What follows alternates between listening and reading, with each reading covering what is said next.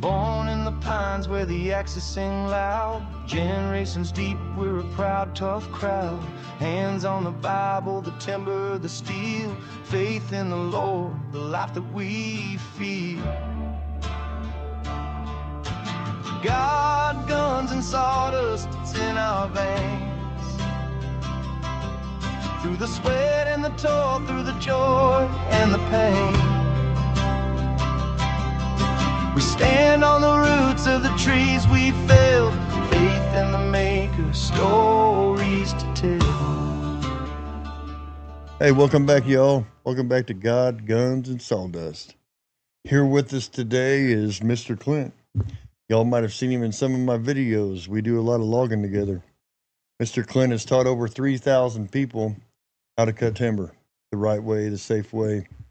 I call him the master of wedges because this man right here knows about every way to cut a tree. And we're from about the same part of Indiana. I have no clue. I mean, our paths have crossed several times in our life, and we ended up working together for the last, 5 years? 6 years?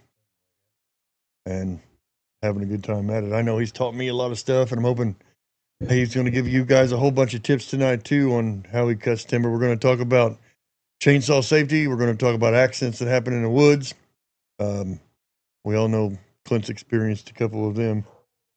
And these are really, really important. And the dog upstairs is really enjoying this. I know that, man. Wow, somebody must be here. Somebody must have showed up.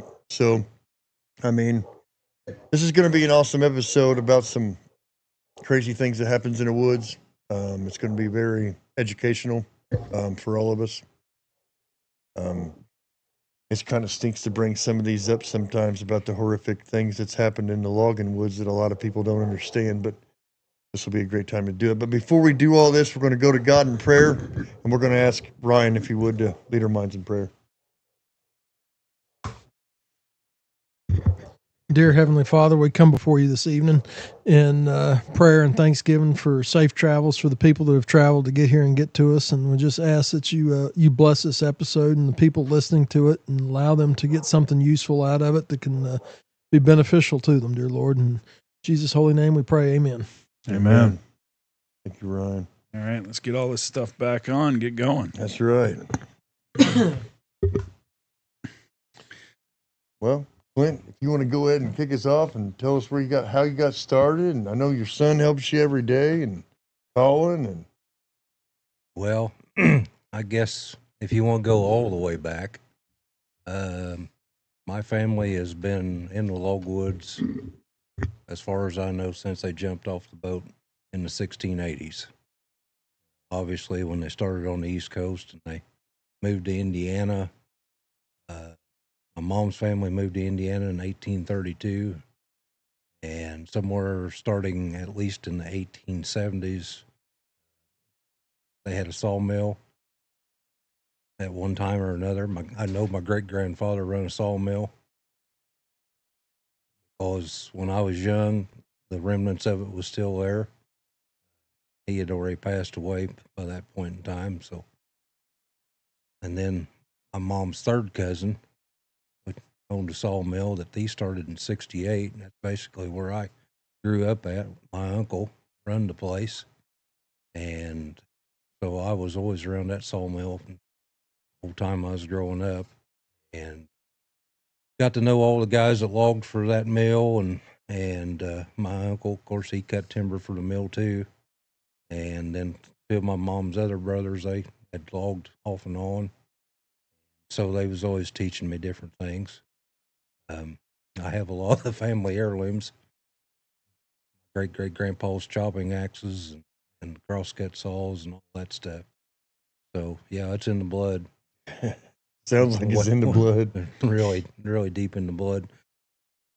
I was born a little late. Had I probably been born 10 years sooner than what I was, I would have probably ended up taking over that sawmill, but the way it was, it got sold off to another person that sold it, and now then it got bought by a big corporation. Eventually that mill was closed, but the predecessor to it is now the largest sawmill in the state of Indiana. So that's kind of part of my family lineage, right? Nice. That's So awesome. one of the things I noticed down here is we use the term logwoods. Yeah, I've heard that, and that's got to be a southern thing because up It in Maine, is. where I'm from, it's just the woods. yeah. And It is. I hear logwoods, and I'm like, man, logwoods. And Logging woods, Yep. log woods, Yeah, log yard. Well, yeah. because around here you have woods that's not really for timber production, right. you Mm-hmm. know, and then you have a lot of timberland that is for timber wood. Yeah. Right. You And know, I know, so that's logwoods. I know coming from up north where I am and driving down here, you look at the just the timber while you're riding down the road. It's way different than what I see Oh, up yeah. north in Maine where I am. Oh yeah, You know, you'll catch a little patch of, you know, evergreen or pine every now and then down here, but I mean, it's mostly softwood up where we are. And we And- don't have the hardwood like and you you've guys not down even here. seen the real timber. Yeah, no, we No. poked through a couple pieces of Yeah. woods, and he showed me some trees, and it's not like what we have at home, that's for No. sure. Like coming down your driveway, Clint, them white oaks on the left that we stare at Oh every yeah, time we come You down know, through there. that's That's some beautiful. that's some pretty timber. nice timber there. Yeah. But you know, there's pockets. There's certain areas in Indiana where you have exceptional height trees. You know, there's an area over in southeastern Indiana where the average tree height is another 30 or 40 feet taller than what it is. all other Batesville, areas. Indiana is a good, Yeah, good one. you know, north of Columbus, around Camp Atterbury area, that area, and then there, you know, we got timber over where we was getting 120 feet of log out of the tree, and it'd still be 16 inches in diameter, 120 feet up the tree. And that's soils and site conditions for you. Soil and site Sure. condition has a lot to do with that. That's Yep. deep Big soil time. over there. Well, you take Yeah. like where I'm at down there in the mountains of Virginia. We've got it's mostly hardwood there too. Now we have a lot more softwood than y'all do. We've got a lot of white pine, but a lot of that it's predominantly oak hickory forests, upland and thin shaly stuff. So our good timber's in the hollers. Yeah. Right. And that's the same here at a lot of places too. You know, you're going to have the best timber in the deep valleys where the soil's deep. And Yeah, My that- grandpa- where nobody's been able to get to it for that time too, because they always take easy pickings. I mean, it's just easier to Yeah. take what's there and available. Yeah. My grandpa always said the best timber grows on the big hillsides, just like the walnut's always going to be in the briar patch and hard to get to and be forked 5 or 6 ways and hard to fall without busting. Yep. Nothing we do is easy. No, you know what I it's mean? not. And the big timber's always on the big hillside. So It takes, Typhoon 85 with 300 feet of cable to reach them logs. yeah, Absolutely. We can go in there and fish it right out. We've got a job to do that we'll put that to the test for That's sure. right. Typhoon Yeah, will have yeah. a challenge on this one. It's Yeah. every bit of 300 feet to the bottom. Yeah. That's right, y'all. Indiana, 300 feet to the bottom. It's not flat in cornfields. That's right. Not all of it. no, I noticed there's plenty of hills down here. There's no shortage of that. That's for sure. No. So with the bigger timber down here, is that what kind of put you into teaching chainsaw safety, or how did you get into that? So, going back a few decades here, 1988, a little Swedish fellow named Soren Eriksson came over here, and Soren is well known in Europe. His family, actually, if you go clear back into the 50s, when he was a younger man, his family was obviously pulpwood loggers in Sweden. They're again multi-generational. His father and his grandfather before him, they all had cut timber. And at the time, chainsaws were very bulky and blocky looking and kind of strange. Soren Eriksson actually had a very close connection with Jonsered, Yep. whose factory was right up the road from where they lived. And he took some Jonsered saws and he went out in his father's shop and done some changes on a Jonsered saw, and his father was so impressed with it that they took it up to the Jonsered factory, and the engineers there were just astounded. And so literally the modern chainsaw that we all use every day today, whether it be a Steel, a Husky, a Jonsered, whatever, the rounded corners, the way the dogs are assembled on the frame of the saw, everything about that, we can all trace that back to Eriksson. Yeah. And then as the years progressed, he started doing safety training. First, he done a lot of how to use a chainsaw. His trademark, his signature move was delimbing spruce and pine. He had what he called the bench method, Benching, yep. which they still do in the world competition yet today.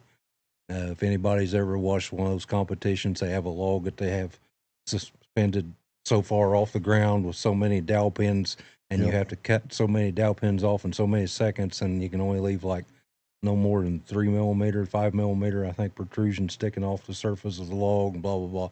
That's all part of what he originally taught.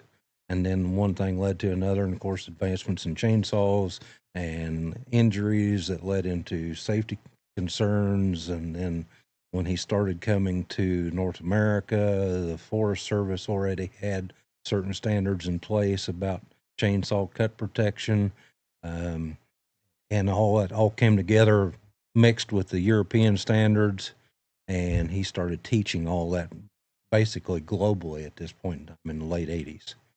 So the first time he come to Indiana was 1988, and it was a select group of people, one of whom was Alan's grandfather. My grandfather knew him very well. Yeah. That's They interesting. both had a lot of the same type of cutting. Yeah. And Soren was very impressed with my grandpa, and my grandpa was very impressed that he knew what he knew. Yeah. And they were like us. They shared a lot of Yeah. different methods. And that's where I know Soren, if he was here, he would agree with this too. You take everybody's method. You can't act like you know more than the other person. Now, there's going to be certain circumstances, and we won't go, and Soren's not even here to, help. You know what I'm saying? He's not here no more, period. But Right. I've heard stories and stuff where they both, like, that's not going to fall that way. You're going to have to get something to push it. Where the other one said, oh, no, it won't. And it ended up going where the other person said. Either way it goes, everybody's method's different. If you have to still, his method would work better on a different type of tree than what my grandpa's method would. So you have to have an open mind to absorb that method. Soren Eriksson is, if not the best timber cutter to ever walk the face of the earth. You're close to it. You're talking about a guy that could take a very small, like 50cc chainsaw and cut 100 cords of wood and hand stack it along a skid road in 4-foot bolts. And not no big man. And he wasn't a very big man. He was not a very big man at all. No, he wasn't very big, but he was just absolute scenic. He was a Walter. Yep. He was also a welterweight fighter and very good. He had several wins as a welterweight fighter as well. So he was very. They both, my grandfather and him, were both very old school. Very few people got to learn that method. Yep. So when two people of the same kind came together, they're like, "Hey, you know what I'm saying?" So it was really neat. I wish I was there to experience it. I was very young. I've heard stories. I've heard Clint talk about it because you hung around with him quite a bit. Yeah, I got the benefit and the fortune of having all my training clear through level 5, which there's a lot of people that's been in the game of logging that never even had the opportunity to have the level 5 training. The general training was always just the first 4 levels. And then there toward the end, when he was getting ready to step away and retire, he done a special level 5 course for the guys that had been with him since the beginning. So, yeah, I'm one of that fortunate few that has a certificate on the wall that says level 5. That's something to be proud of, man. Yep. That's an achievement, I'm telling you. Yeah, and that just kind of goes to show, you were talking about the 4-foot bolts. That's difference in timber across the country. When you look at that, we used to do 4-foot pulpwood all the time when I was a kid up in the Northeast. Now there's no 4-foot wood anywhere anymore. No. It's all gone. Yeah. So back then, that was before we had the machines that make it easier to get the wood out. So these guys were doing it 4 foot so they could get it out of the woods easier by hand. Yeah. They were a different breed of man. I mean, my grandfather did a lot of that 4-foot pulpwood. And what's it? Can you imagine going to the woods every day? Yeah, and knowing that's what you're going to do. And hand stacking every piece of wood that you produce that day. Yeah, and then somebody's got to pick it up again and put it on a sled or put it on a tractor or something to get it out of the woods. And then they're unloading it at the roadside and putting it onto a truck again. Right. So they're handling that 3, 4, 5 times before it ever hits a truck. That's why when them loggers hit the bar at the end of the night. Yeah, you didn't mess with them. Nobody messed with the logger. Nope. Yeah, that's right. You know what you call somebody like that? Anything they want, starting with sir. Yes, right. Sir. That's yes, sir. Yeah. And that's why the ones that's at least our generation still refer those kind of men as sir. Oh, definitely. Yeah. I mean, I'll always buy one of those old guys a cup of coffee in the morning. What you can get from them, you can't put a price on that. No, you can't. It's incredible. If they share it with you, you're very lucky. Now, my family, and My dad, especially, you know, it took him a long time to know what they've got. And then when you've got 6, 7, 8 different big sawmills around you, you're going to go, whoosh, Yep. hey, be quiet. Don't say that. That's what we know. You know what I mean? Everybody has their own little stitch. Everybody cuts timber a little bit different.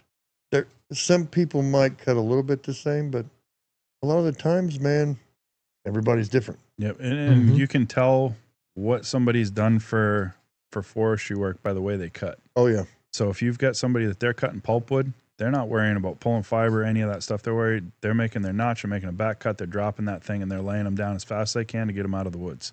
But I'm telling you right now, if you back cut most hardwoods, you're not going to live very long. No. No. It don't matter if we're in a hurry or we're not. Especially frozen timber. Yeah. Oh, yeah. Yep. They'll barber chair in a Yeah. blink of an eye. Boom. Yeah. They explode. Ash.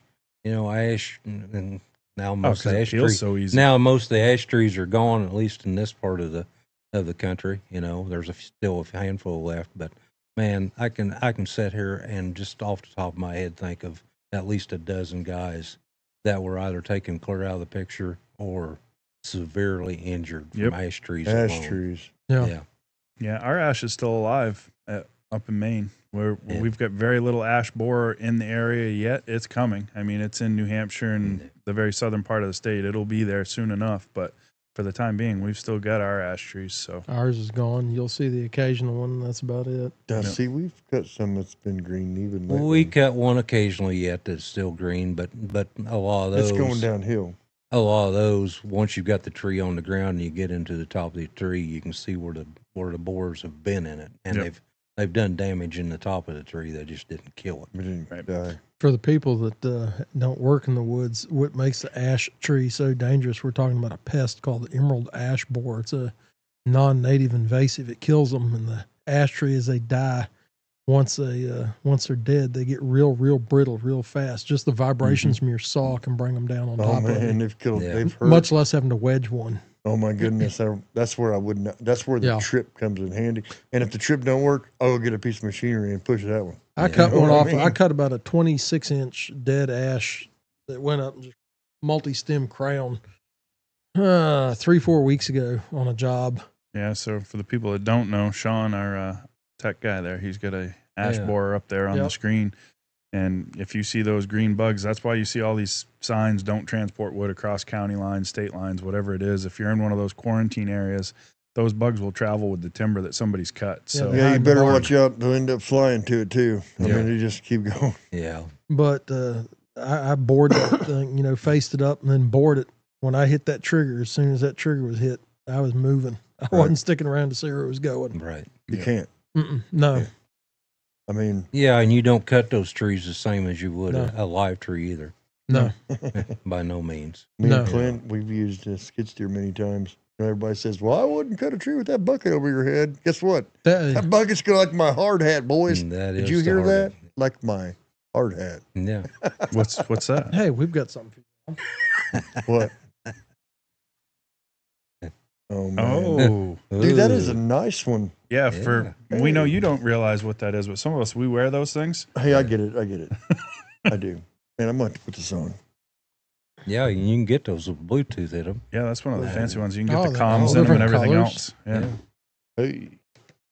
Oh, it even fits. Look at that. Wait a minute. Snap the back down. Yeah. You can adjust that thing. Just pull down on it. Multiple different ways. All right.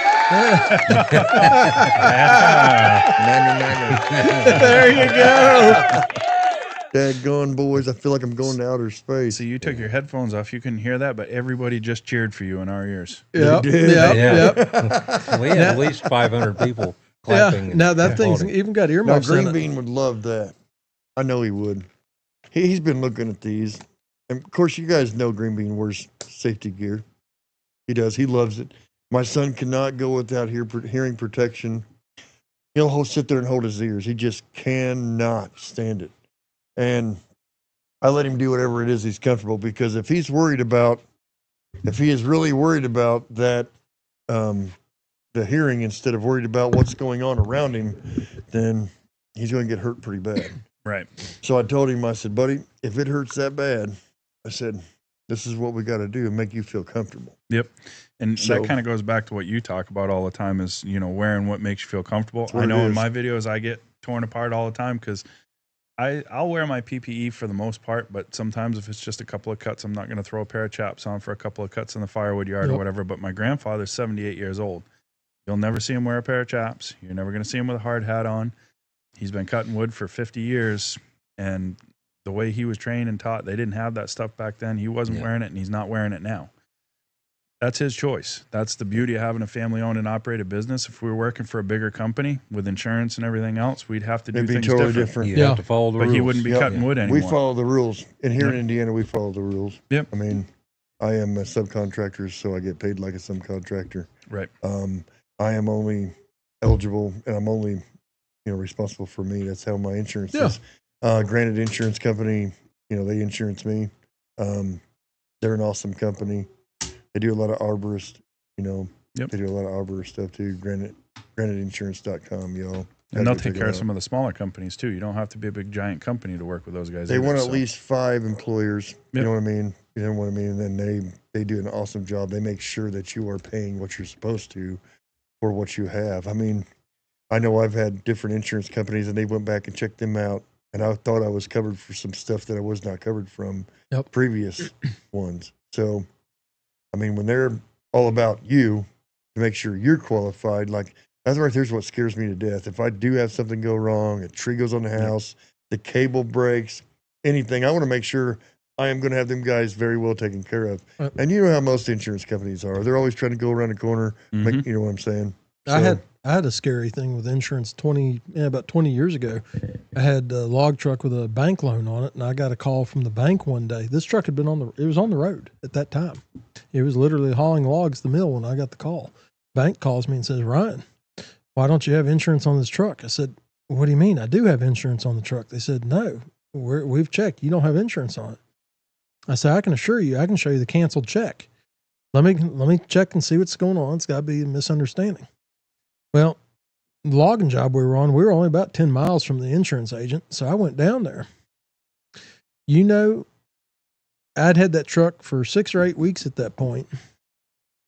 And that agent, even though I had written in the check for it and had the canceled check to prove it, he had not turned in all the paperwork to the insurance company, to his higher ups. Oh, man. I was on the road with a loaded log truck with no insurance. Ooh.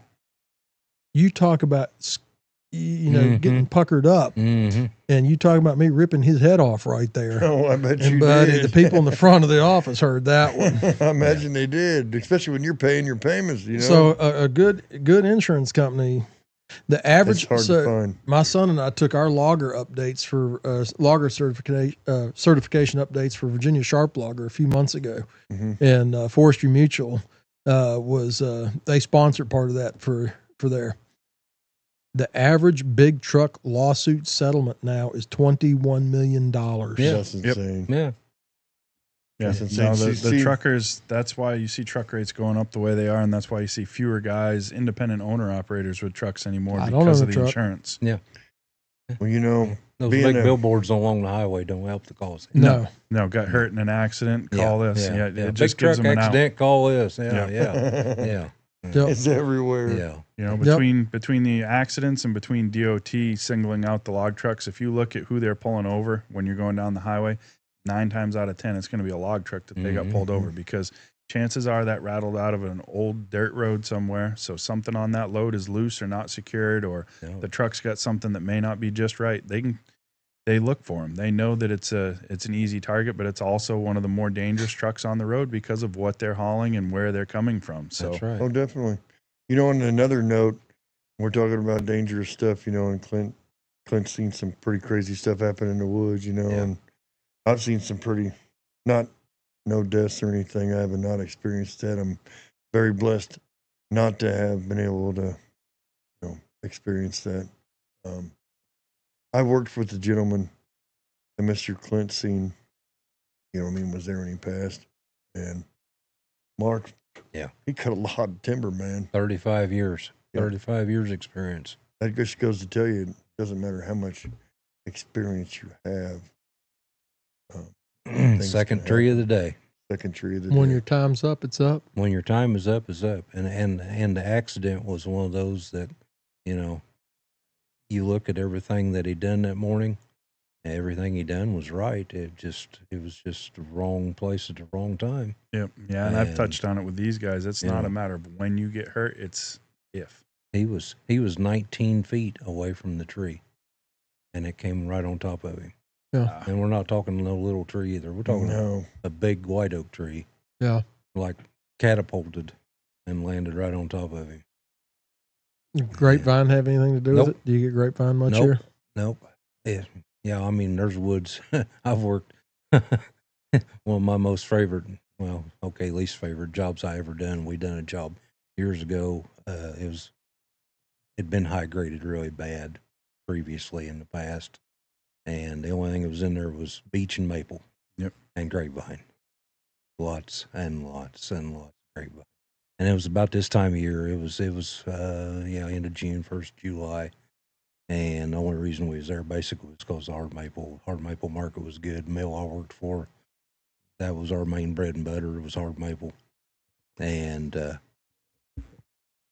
we literally had to just set the trees up and push every one of them over with a skidder because you could wedge on them and they wouldn't even Just move. sit there. Yeah. It was just literally vine tied with every other tree in the canopy. And that's dangerous too, because it's hung Oh, on yeah. to everything else. Oh, You don't yeah. know what's I going would- down with it. You do I not would just, know. and we was using a 240 Timberjack, which is like a tank. I mean, Oh, yeah. a guy can sit in a 240. Oh, yeah. You don't have to worry about your Lexan windows getting blowed out or anything else. Right. The odds of something coming through the screen, something can come through the screen on you, It's But- going to bend but way in. not when it's coming from straight above you. The guy riding in it's got to have a few nerves Yeah. of steel though, because you're gonna get a few knocks Well, on that top and of you that had roof. you had to know my skidder, man. He was one of a million. Gene.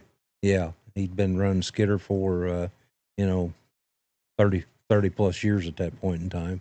So he Gene, had nerves of he steel. pulled some He trees for would me, too. do some stuff. He would do some stuff. I guarantee you, 9 out of 10 men will not do with a Nope. skidder. I guarantee Yeah. you. And I'd set them up, and sometimes I'd set 2 or 3 of them up, and I would be 100 yards away from them. Some of them because they would pull vines, 100 yards across the canopy. Very dangerous. Very dangerous. Very, very dangerous. But that's the biggest thing about safety is this is a term I'll share from Joe Glenn. Joe Glenn, by the way, he took over as the game logging instructor trainer for the Midwest region here, Indiana, Illinois, Missouri. He's an Indiana boy. He grew up down southern Indiana and worked for another famous guy that a lot of people know that's been on some TV shows and YouTube and a lot of things. I won't mention names, but I think everybody probably knows who I'm talking about when I say all that. And that's where Joe got his start at, and working for that family. And Joe always said, when you start a new job, first thing you do is go in and just walk in and take the temperature of the woods. That's his term, and I like that term. It's a really good term. That is a Take good the term. temperature of the woods. Yeah. What's the condition of the trees? Are they big? Are they small? Are they over mature? Has there been storm damage here? Grapevines, snap tops, hanging widowmakers, hanging limbs. Just take all that into context. Just as a broad range on that whole section of woods or that whole piece of woods or whatever. Because every woods that we go into, at least here, is different. Oh yeah. Very different. Very different. Like Alan and I, we work basically most of the time like a 5-county area here in the central part of the state. We're very blessed that way too. When I was younger, something I guess I didn't talk about earlier was when I was younger, I was a contact timber cutter, which means I was a freelance. That's all I done was just run a Paid on chainsaw. production. Have pickup truck and chainsaw. Have and saw will trees, travel. Have saw will travel. Yep. Absolutely. You know anything about that, Yeah. Alan? No hired, clue. No hired clue. gun. So I cut primarily for a couple of different people, and then I bounced around here and there as filler and this and that, and I'm just you meet a guy somewhere and you go cut a job with him occasionally or do this or do that. So over the years I cut for like 36 different people in Indiana, Illinois, and various other places. So I got to have a lot of experience, got to meet a lot of people. Yeah. And that's really what it's all about. And so when you take all that into faith, you know, when you take the temperature of a woods in central Indiana versus southern Illinois versus northeast Ohio versus going up in your neck of the woods up in Maine or down his neck of the woods in Virginia, it's all different. But yet there's still continuity. There's still similarities, no matter where we work, you know. Different environments. Yeah. Yep. Different grains. Yeah, The the grain environment, changes. the season plays a huge role in it, whether you're cutting in the spring or the winter or, you know, when you're cutting that time of year. Cutting in the summer and now with all the hardwood you guys have, you can't see the canopy. Yeah. It makes it really hard to see that canopy to know what's tangled in what and where it's going. But if you're cutting in the winter, you can look up, you can see quite a bit better without all those leaves on the trees, what's going on. This is definitely the most dangerous time for a young, I shouldn't say necessarily young, let's just say inexperienced individual, period.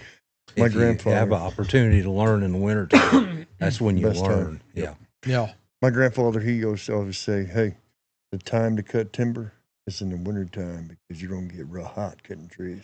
And he said, when it's cool outside, you can take that hood off, steam roll off, take your gloves off, sit down, take a little break. Do not sweat. You know what I mean? Get back at it and go at it. You know what I mean? Yep. And that's the same with Gramp. I mean, it'd be 10 below outside, and the only thing he's got on is a flannel. And he's still just out there steaming, but he's working. He would cut timber in the wintertime, and in the summertime, he said, when it's green, it's mean. It'll kill you. You can't see what's up in there going to come down at you. Very hard to see. You got vines you can't see and everything. He said, so go to the sawmill and cut all summer long. And go to the woods and pile it in the winter, saw it in the summer. He would do it. That's the way he said it. It'd keep you young and alive. That's the way they used to run the pine mills up where we are, because they want all the pine out in the winter to keep the blue stain down, and then they saw all spring and mud season until they get going. So it's kind of the same thing no matter where you go, but you gotta. It's those seasonal changes that'll sneak up on you, and you're not really paying attention. Definitely, you know. And some of them jobs you do, I know you've probably been on these jobs also. I know I was doing a job up around Crawfordsville, Indiana, with my dad. It's been, maybe 10 years ago. And a landowner would ask us, we got to this one little spot, and he kept asking, we'd go see him every morning, Tom. He's not with us anymore, but they own a great big place up there in Crawfordsville, Polaris Place. And, we go up there to log it, and really nice timber. We get up there, and I come back that morning, and he'd ask me, hey, man, where you at back there? Oh, I'm back here over by the road. Oh, okay, that's good. We come in for lunch, you know, we talk. He never would bring it up to the very next morning. Hey, how far have you gotten back there where you're at? So we're about halfway from where we were on the other one. Okay, that's good. Man, he did that the second morning, same thing. Just a little bit further, maybe about a half an acre, you know. And it was a clear cut. And that last day, I said, hey, we're done with that spot back there. Whew. I said, you know what? I'm really glad you're done with that spot. Yeah. I said, man, I really didn't want to know, but now I want to know. Okay, could you tell me what was wrong with that spot, Tom? The guys that logged it 15 years ago said it was on a really bad, like misty morning. It was in the wintertime, and the mist was freezing. And the cutter went back there just to cut and lay some down, and one of them trees got on him and killed him, and we found him back there. Yep. And I'm just glad you got done with that section. And to this day, buddy, it make the chills stand up on your arm. I remember that very well, and it was a lot longer than 15 years ago. That was 1984 is when that happened. I think we might all be getting a little Clint older. remembers. I knew the man. Well, I knew them. Yeah, I knew the family that he worked for. You know, they was friends of mine. Really? Yeah. Ain't that something? See, small world. Yeah. And I don't think there's anybody sitting at this table right here that doesn't know somebody that didn't walk back out of the woods at one point in time or another. Oh, sure. And that's the scary reality of it. And that's, you know, when I was being taught, even though it was self-taught by Gramp or whoever I was working with, it was always take your time. If you hurry, you're going to get hurt. Take your time. You have to. And that, you know, I'm a very firm believer in praying for God to keep us safe. And, you know, not only do you pray for yourself, you pray for everyone around you. Yeah, you know everybody that's working with everybody you. that's doing the same thing. And a lot of people don't understand, but loggers, we're buddies sitting around talking. But when you walk in that woods, It's work. Yeah. It's time to go. you turn into brothers. Yeah. Any arguments, anything you don't like about the person, it leaves. Because if you have a grudge against somebody and you're going back there to work, you're not going to pay attention if they're going to be safe or not. Right. And that is a big, big thing. Well, that, and we're all men too. So you get out in the woods, and how many trees has Alan cut? You're Right. trying to keep pace, and you're trying to Right. cut. So you got to be paying attention. You can't be thinking about everything else Yeah. that's going on. Not No. everybody, not everybody's going to have the same pace. Nope. Right. No. You know? Nope. I mean, Alan and I, we've worked right across the hill from each other before, and he'd always holler across the ravine at me, "Hey, Aerosmith, how you doing over there, buddy?" Because about every tree he'd cut, I'd have 2 on the ground.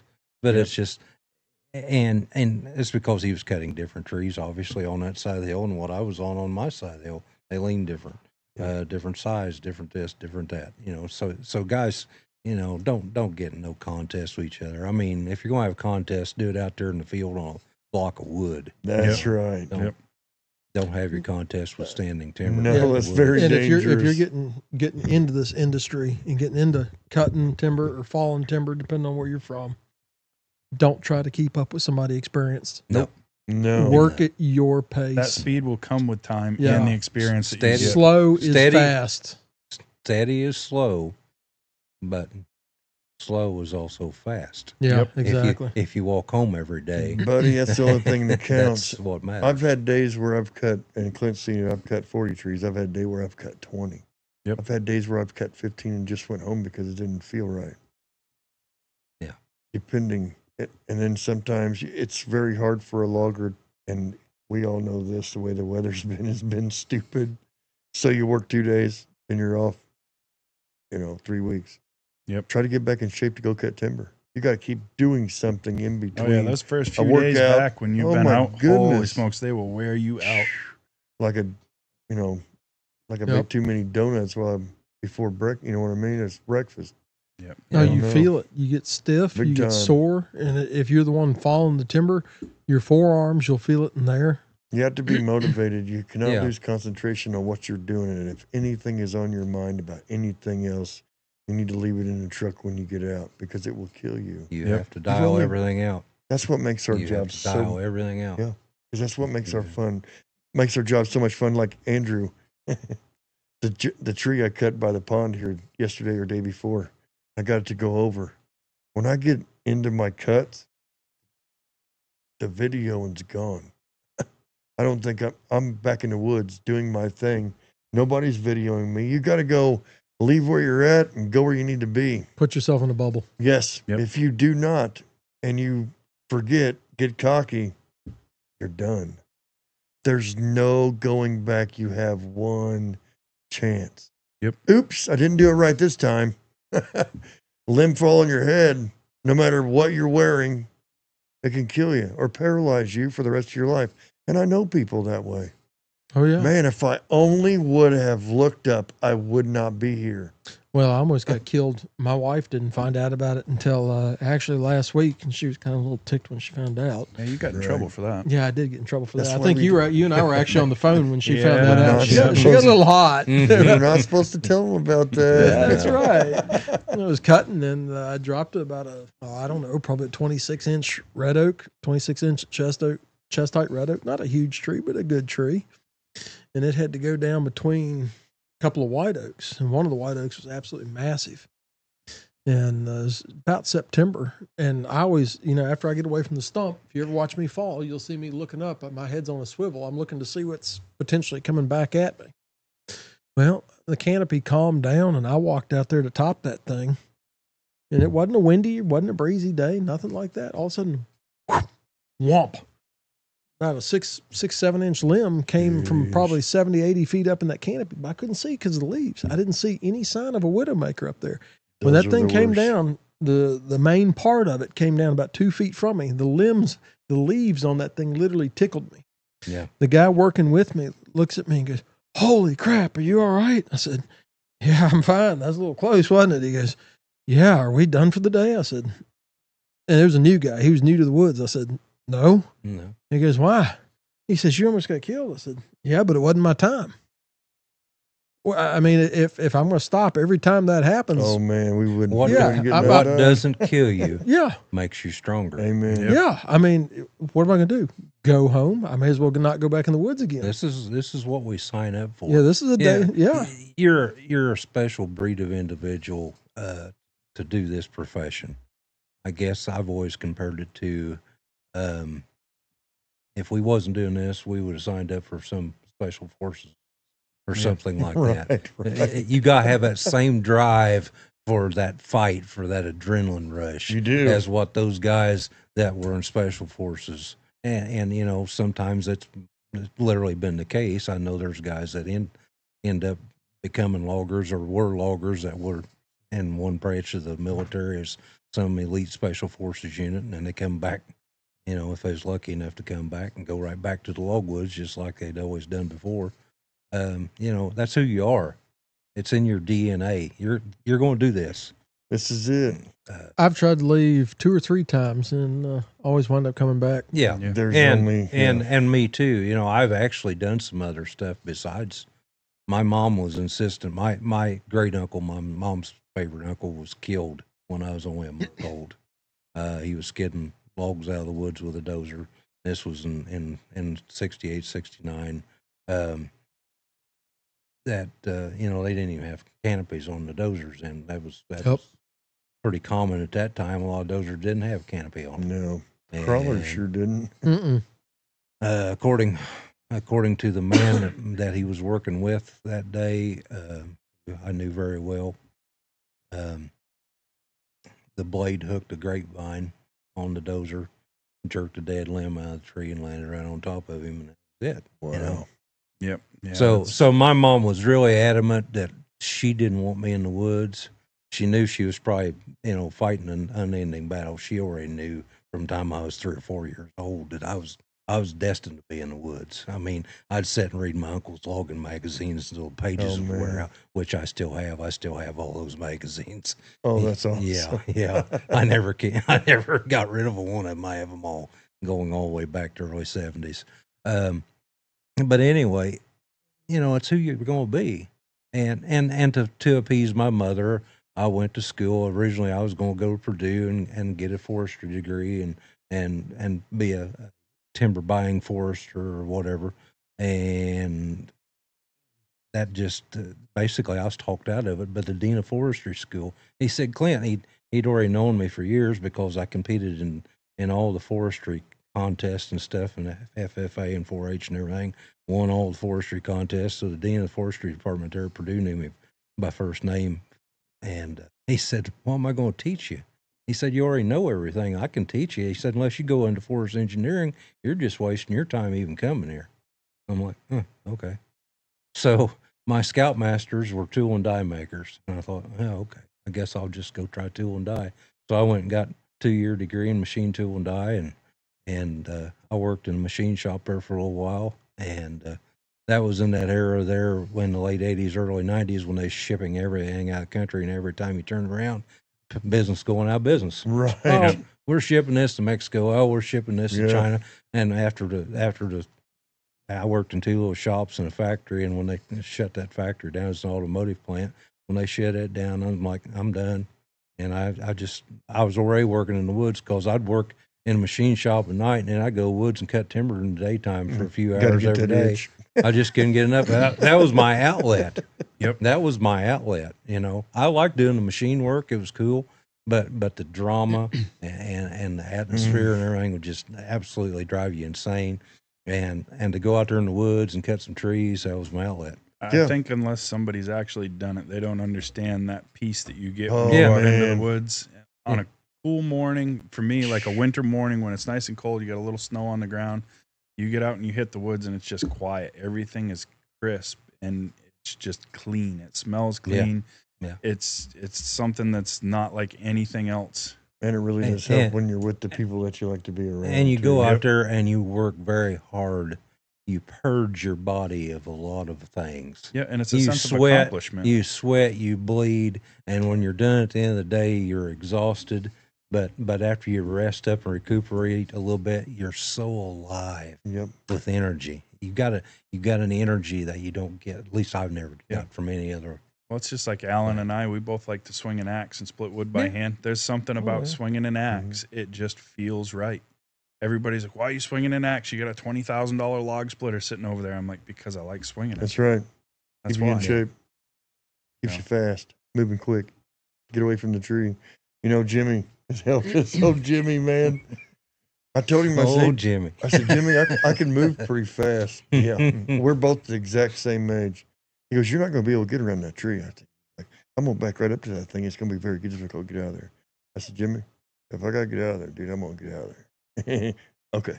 I'll back up to it. Whatever, man. You're the timber cutter. That's what he'd say. He backs up to it. And I'll be daggone if I didn't cut a little bit more. And it went to, you know how they scoot? Yeah, like start to slide. I was like, whoop. I was around the corner and right up beside Jimmy, and the tree fell. I was sitting there. I'm waiting for him to move. And I look up at the cab, and he's staring at me going, I said, what's wrong, Jimmy? He goes, dude, you can move pretty fast. He goes, it slipped. I looked down. You were nowhere around. I was like, oh, no. Did I back over him? Oh, no, you're over here. How in the world did you get over there? Hey, when you got to move, you got to move. Yeah, you got to get away from that stump. That's the thing. You got to pick left, right. The visualization of what you're going to do, that's what's going to happen. I tell people when I'm training somebody new to sit there and plan your work and then work your plan. Literally every tree I approach to fall, and I'm sure y'all are the same way, I go up to that tree. I'm eyeballing it and sizing it up as I'm walking up to it after the last one. Yep. And I'm looking at it going, okay, this is the bad side. I'm going to cut, if I've got to cut from both sides, if it's a big enough tree, I'm going to work that bad side first and then put myself to where I've got my escape path. And I like to have at least 2 exit points. And I finish the tree up from the good side. Yeah. That way. A lot of times you have to. I mean, sometimes you have no choice to finish up. Right. And a lot of people, and when we're talking about good side and bad side here, just to clarify things. So as a timber faller, timber cutter, whichever term you want to use there, most of the time we're talking about the side lean on the tree. So let's say we're going to go, this is our falling direction. So the tree is either going to have forward lean or it's going to have back lean. It's going to have side lean left or right. Well, that side lean left or right can have a lot of influence not only on where the tree is going to go, but your safety. Yep. And the big limbs up in there, the weight. It determines your escape route. Most of the time, you're going to say, let's say this tree's leaning side lean to the right. There's our target over here. Is where we want the tree to go. You're going to say this is your bad side most of the time. Yep. But that's not always cut in stone Nope. either, because hazards trump lean. Bingo. Yep, absolutely. Yeah, So if you've got something, if you've got a big hazard over here, Like a this limit is goes not up. this is not where you want to finish that tree at. You want to finish over here. So you have to redetermine how you're going to set that tree up to fall and still hit that target. You got to watch for limbs that's going to break off and come towards the stump. As a rule, if that's called brushback. Yep. As a rule, the brushback always stays on the same side of the tree as what it's on. Amen. Occasionally you'll get crossover, Not but very most of often. the time, brushback always stays on the same side of the tree that it occurs on. I don't know how many times I have picked my side, and if I would have went the opposite way, and I almost did. Now this might happen once a year. It might happen in the ones that's going to kill you. You don't know is going to come at you anyway. That's what makes it fun, because when you live past that, and it barely missed you, then you know what type of tree's going to do that again. It's getting to the point, knowing if it's going to kill you or not, and picking the right way. There's many times I've picked this way, and if I would have picked the right way, I would have died. There's many times in a week when you go into the woods, you might go into the woods 3 times or 3 days that week and nothing at all happened. But the last 2 days, he about got killed 3 times. Yep. You don't come home and you don't tell your wife, you don't tell your kids. Me and Green Bean's been in the woods, and we had a blowback. And I told Green Bean every time, look up. As soon as that thing's going and rolling, look and pay attention. One came back. He stepped back, went around a stump, and right in front of him. He judged it like a baseball. If you don't judge it like a baseball, I know my uncle, He had a guy that filled a great big cottonwood, and it was like 3 of them. 1, 2, 3. Normally the person would cut the one on the edge, then the one in the middle, then the one on the end, or vice versa. He cut the one in the middle. Well, on both sides, there was limbs like this stuck out on the other two, but he didn't see it because it was green. When he trips it off the back, it goes down and rips one out. Now, I'm talking 130 feet in the air, and it starts swinging. He didn't judge it like a baseball. As soon as he seen it break and come down, he took off running. And the young man ran right underneath it. 8-inch limb landed right on the small of his head. I mean, he was Done. gone. Tent stake. Gone. Gone. Yeah. So you don't just take off running. You really, man, this is another example, and it'll be a fast one. I was running a skidder. My dad told me, when you come in the woods, shut the skidder off. Listen, you're hearing, if I'm cutting like a burn, probably cutting one down, a little bit here, let off, throttle off, I'm probably topping one. And you can come on back. Well, I did that all day. Right at the very last tree, dude, you know how it is. You're young. You think you're doing great. You've got it conquered. I pull in the woods and shut it off. I look over. It's notched right at me. I'm like, oh, no. He's already tripped it. He's like, get out of there. You know how it works. Instead of putting it in reverse and driving backwards, I jump out and take off running. I'm looking and I'm running. I'm looking and dude, I jump. And when I jump, this tree barely misses me. And when I look up, man, my dad slapped me so hard, dude. What are you doing? You ever get out of that again? You'll think run. Yep. I looked over, it machine. totally missed the Stay machine. in that machine. That's the safest yeah. place Oh, for yeah. you to be. Yeah. And it totally missed the machine by 100 feet. I've- So it was my fault. It looked like, so that's when I learned. I lived from it.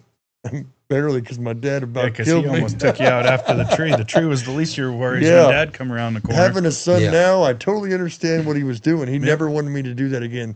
And I never got out of the skidder again. But it's what you learn as you go. And I think the generational thing in the woods too. If you look at a lot of families that grandfathers, fathers, sons, nephews, cousins, they all work together. It'll be the older generations. It'll be our parents that are Sure. still in the woods, some of them, that are looking out for us and everybody That's else right. before they look out for themselves. Oh, Amen. yeah. Yep. My granddad's almost 80 years old. You put him in the woods, he's not worried about me or what I'm doing. He's worried about everything else that's around me. Mhm. He's watching me more than he's watching what he's working on Yep. himself. Yep. And I see it Yep. all the time. And I'm like, what are you doing? He said, you got to watch. And I'm like, I'm watching what I'm cooking. He said, no, you got to watch everything. You gotta watch everything. Everything. And that's a big You thing. know, And and even at 80 years old, he's putting his own safety at risk because he knows that I'm underneath of him and I'm learning and I'm watching from him. So he's doing that. And it's those things that you see when you see these older families that are multi-generational working together. That's the thing that I think is so cool. And that's the way I am. As long as I'm still able to, I'm going to go out there and cut that most dangerous tree Yep. before I let my son or even Alan. yeah, he's Oh, yeah. done it before. Yeah. Come on, You'll man. get I Let's those go. won't, as long as these guys are on my job, because I have way more experience than all of them. Yeah. And that's the same And way. I'm, even if I'm old and slow, I'm still going to go do it. Yep. I mean- Because I would rather be taken out of the game as Yeah. my 20-something son, or even my buddy Alan here, old Yeah. Sparky. Hey, you want to tell that you want Yeah, you what's want up the This is a crowd. good one. I've heard this You want to hear the story about Sparky? You better Yeah, hurry we up. do. You We, got we 4 already minutes. we already brought up Jimmy there a few minutes ago. He was our skidder man for A really good skidder operator, yeah, he by was the way. good, just good guy all the way Yeah. around. So we're working a job. It was actually a piece of timber that I bought right behind my property where I live at, and so we was actually bringing the timber out through my property past my house, and everybody parked at my house every day to go back in the woods, and where he already worked all day. And backstory is that Jimmy had just bought brand new, nice Mud tires. multi-season mud and snow tires Oh, put on man. his pickup truck. $300 a pair. Yeah, it's like 300 a piece. Nice tires. Alan comes out of the woods. His truck's parked there in the driveway. Sets the chainsaw on the tailgate. He said his saw was acting a little funny, so he puts a new spark plug in it and left it laying on the tailgate, and probably shut the tailgate, and it fell out in the gravel in my driveway. Well, me and Jimmy come out of the woods a little while later, after got all the timber out and everything. And here's this bright, shiny spark plug glistening in the rocks. We decided we'd teach old Alan here a little lesson about keeping track of your tools and your spark plugs. So we took that shiny spark plug over and we wedged it down the tread on them brand new tires in Jimmy's truck and took a picture of it and we sent it to Alan. Man. Found your spark plug. Found your spark plug. Well, so it took a little bit because there's kind of like some no-fly zone between my house and where Alan lives. By the time he gets home and he looks at his phone, he's like, he starts trying to call Jimmy, and Jimmy won't answer the phone. And then he starts trying to blow my phone up. And finally, I answered him, and I played real dumb. And I'm like, man. So then I said, well, man, Jimmy called me. He is TKO'd, man. He is mad. Like, dude, I think you're going to have to buy him a new tire for his truck. I said, that's all right. I got $300. I have to bring it in the morning. So all night long, we leave Alan sweating here. Yeah, thinking he's going to have to buy this new truck tire for Jimmy's truck. Jimmy. He shows up at the house the next morning, money in hand, and my wife lets the cat out of the bag before we even have a chance. I love Tammy. I really do. Thanks, Tammy. So from that day on, I've always referred to him as Sparky. So now the whole world knows why. If you ever seen us out in the woods and I say, "Hey, Sparky," that's where it comes that's from. where it come from. Yeah. Every time I call him in the morning, see if it's too wet, what we're gonna do in the woods. Good morning, Sparky. Oh, that's really awesome. We've had a lot of fun in the woods the last 5 or 6 years. Yes, we have. And, really the pretty much safety and logging, I know I speak for you too, is keeping your head on the swivel, making sure you're paying attention and knowing what's going on.